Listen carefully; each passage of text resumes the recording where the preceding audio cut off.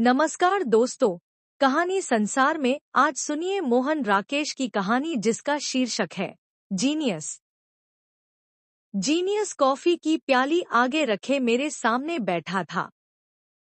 मैं उस आदमी को ध्यान से देख रहा था। मेरे साथी ने बताया था कि यह जीनियस है और मैंने सहज ही इस बात पर विश्वास कर लिया था। उससे पहले मेरा जीनियस से प्रत्यक्ष परिचय कभी नहीं हुआ था। इतना मैं जानता था कि अब वह पहला ज़माना नहीं है जब एक सदी में कोई एकाध ही जीनियस हुआ करता था। आज के ज़माने को जीनियस पैदा करने की नज़र से कमाल हासिल है। रोज कहीं न कहीं किसी न किसी जीनियस की चर्चा सुनने को मिल जाती है। मगर जीनियस की चर्चा सुनना और बात है और एक जीनियस को अपने सामने देखना बिल्कुल दूसरी बात। तो मैं उसे गौर से देख रहा था। उसके भूरे बाल उलझकर माथे पर आ गए थे। चेहरे पर हल्की हल्की झुर्रियां थी। हालांकि उम्र 27-28 साल से ज्यादा नहीं थी। होंठों पर एक स्थायी मुस्कुराहट दिखाई देती थी, फिर भी चेहरे का भाव गंभीर था। वह सिगरेट का कश खींचकर नीचे का होंठ जरा आगे को फैला देता था, जिससे धुआं बजाय सीधा जाने के ऊपर की तरफ उठ जाता था। उसकी आंखें निर्विकार भाव से सामने देख रही थी। हाथ मशीनी ढंग से कॉफी की प्याली को होठों तक ले जाते थे। हल्का सा घूंट अंदर जाता था और प्याली वापस सॉसर में पहुंच जाती थी। कई क्षणों के बाद उसके मुंह से यह स्वर निकला। मुझे लगा कि उसकी हूँ साधारण आदमी की हूँ से बहुत भिन्न है। मेरे मित्र आपकी बहुत प्रशंसा कर रहे थे। मैंने वक्त की जरूरत समझते हुए बात आरंभ की। जीनियस के माथे के बल गहरे हो गए और उसके होठों पर मुस्कुराहट जरा और फैल गई। मैंने इनसे कहा था कि चलिए आपका परिचय करा दूं, मेरे साथी ने कहा। साथ ही उसकी आंखें झपकी और उसके दो एक दांत बाहर दिखाई दे गए। मुझे एक क्षण के लिए संदेह हुआ कि कहीं यह संकेत स्वयं उसी के जीनियस होने का परिचायक तो नहीं। परंतु दूसरे ही क्षण उसकी सधी हुई मुद्रा देखकर मेरा संदेह जाता रहा। जीनियस एक पल आंखें मूंदे रहा। फिर उसने इस तरह विस्मय के साथ आंखें खोली जैसे वह यह निश्चय न कर पा रहा हो कि अपने आसपास बैठे हुए लोगों के साथ उसका क्या संबंध हो सकता है। उसके फैले हुए होंठ जरा सिकुड़ गए। उसने सिगरेट का एक कश खींचा और तंबाकू का धुआं सरसराता हुआ ऊपर को उठने लगा। तो उसने कहा, देखिए ये सिर्फ आपको बना रहे हैं। मैं जीनियस वीनियस कुछ नहीं, साधारण आदमी हूँ। मैंने अपने साथी की तरफ देखा कि शायद उसके किसी संकेत से पता चले कि मुझे क्या कहना चाहिए।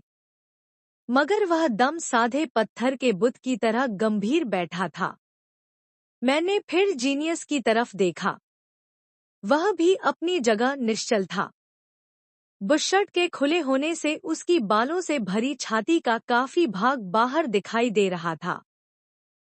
वह कहवाखाने का काफी अंधेरा कोना था। आसपास धुआं जमा हो रहा था। दूर जोर जोर के कहकहे लग रहे थे और हाथों में थालियां लिए छायाएं इधर-उधर घूम रही थी। मैं आज तक नहीं समझ सका कि कुछ लोग जीनियस क्यों माने जाते हैं। जीनियस ने फिर कहना आरंभ किया। मैंने बड़े बड़े जीनियसों के विषय में पढ़ा है और जिन्हें लोग जीनियस समझते हैं, उनकी रचनाएं भी पढ़ी हैं। उनमें कुछ नाम है शेक्सपियर, टॉलस्टॉय, गोर्की और टैगोर। मैं इन सबको हेट समझता हूँ। मैं अब और भी ध्यान से उसे देखने लगा। उसके माथे के ठीक बीच में एक फूली हुई नाड़ी थी जिसकी धड़कन दूर से ही नजर आती थी।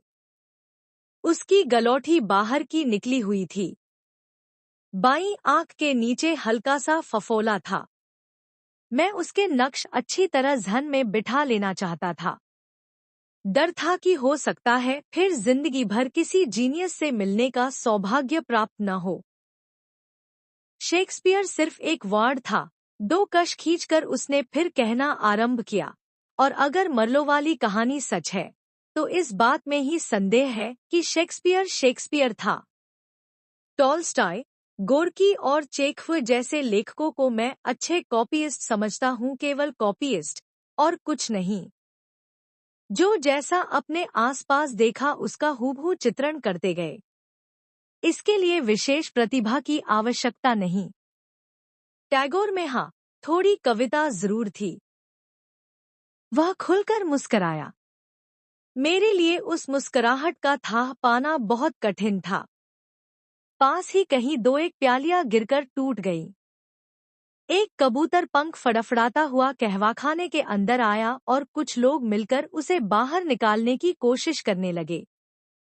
जीनियस की आंखें भी कबूतर की तरफ मुड़ गईं और वह कुछ देर के लिए हमारे अस्तित्व को बिल्कुल भूल गया। जब उसने कबूतर की तरफ से आंखें हटाईं तो उसे जैसे नए सिरे से हमारी मौजूदगी का एहसास हुआ। मैं एक निहायत ही अदना इंसान हूँ, उसने हमारे कंधों से ऊपर दीवार की तरफ देखते हुए कहा, लेकिन यह मैं जरूर जानता हूँ कि जीनियस कहते किसे है, माफ कीजिए, कहते नहीं, जीनियस कहना किसे चाहिए। उसने प्याली रख दी और शब्दों के साथ साथ उसकी उंगलियां हवा में खाके बनाने लगी। आप जानते हैं या शायद नहीं जानते कि जीनियस एक व्यक्ति नहीं होता, वह एक फिनोमेना होता है, एक परिस्थिति जिसे केवल महसूस किया जा सकता है। उसका अपना एक रेडिएशन, एक प्रकाश होता है। उस रेडिएशन का अनुमान उसके चेहरे की लकीरों से, उसके हावभाव से या उसकी आंखों से नहीं होता। वह एक फिनोमेना है जिसके अंदर एक अपनी हलचल होती है, परंतु जो हलचल उसकी आंखों में देखने से नहीं होती। वह स्वयं भी अपने संबंध में नहीं जानता, परंतु जिस व्यक्ति का उसके साथ संपर्क हो, उस व्यक्ति को उसे पहचानने में कठिनाई नहीं होती। जीनियस को जीनियस के रूप में जानने के लिए उसकी लिखी हुई पुस्तकों या उसके बनाए हुए चित्रों को सामने रखने की आवश्यकता नहीं होती। जीनियस एक फिनोमेना है जो अपना प्रमाण स्वयं होता है। उसके अस्तित्व में एक चीज होती है जो अपने आप बाहर महसूस हो जाती है। मैं यह इसलिए कह सकता हूँ कि मैं एक ऐसे फिनोमेना से परिचित हूँ। मेरा उसका हर रोज का साथ है और मैं अपने को उसके सामने बहुत तुच्छ, बहुत हीन अनुभव करता हूँ। उसकी मुस्कुराहट फिर लंबी हो गई थी। उसने नया सिगरेट सुलगाकर एक और बड़ा सा कश खींच लिया। कॉफी की प्याली उठाकर उसने एक घूंट में ही समाप्त कर दी। मैं अवाक भाव से उसके माथे की उभरी हुई नाड़ी को देखता रहा। मुझे उसके साथ के कारण एक आत्मिक प्रसन्नता प्राप्त होती है। वह फिर बोला, मुझे उसके संपर्क से अपना आप भी जीवन की साधारण सतह से उठता हुआ महसूस होता है। उसमें सचमुच वह चीज है जो दूसरे को ऊंचा उठा सकती है। मैं तब उसका रेडिएशन देख सकता हूँ, उसके अंदर की हलचल महसूस कर सकता हूँ। जिस तरह अभी अभी वह कबूतर पंख फड़फड़ा रहा था, उसी तरह उसकी आत्मा में हर समय एक फड़फड़ाहट, एक छटपटाहट भरी रहती है। उस छटपटाहट में ऐसा कुछ है जो यदि बाहर आ जाए तो चाहे जिंदगी का नक्शा बदल दे, मगर उसे उस चीज को बाहर लाने का मोह नहीं है। उसकी दृष्टि में अपने को बाहर व्यक्त करने की चेष्टा करना व्यवसाय बुद्धि है, बनियापन है, और इसलिए मैं उसका इतना सम्मान करता हूँ। मैं उससे बहुत छोटा हूँ, बहुत बहुत छोटा हूँ, परंतु मुझे गर्व है कि मुझे उससे स्नेह मिलता है। मैं भी उसके लिए अपने प्राणों का बलिदान दे सकता हूँ। मैंने जीवन में बहुत भूख देखी है, हर वक्त की भूख, और अपनी भूख से प्राय मैं व्याकुल हो जाता रहा हूँ। परंतु जब उसे देखता हूँ तो मैं शर्मिंदा हो जाता हूँ। भूख उसने भी देखी है और मुझसे कहीं ज्यादा भूख देखी है, परंतु मैंने कभी उसे जरा भी विचलित या व्याकुल होते नहीं देखा। वह कठिन से कठिन अवसर पर भी मुस्कुराता रहता है। मेरा सिर उसके सामने झुक जाता है। मैं जीवन के हर एक मामले में उससे राय लेता हूँ और हमेशा उसकी बताई हुई राह पर चलने की चेष्टा करता हूँ। कई बार तो उसके सामने मुझे महसूस होता है कि मैं तो हूं ही नहीं, बस वही वह है, क्योंकि उसके रेडिएशन के सामने मेरा व्यक्तित्व बहुत फीका पड़ जाता है। परंतु मैं अपनी सीमाएं जानता हूँ। मैं लाख चेष्टा करूं फिर भी उसकी बराबरी तक नहीं उठ सकता।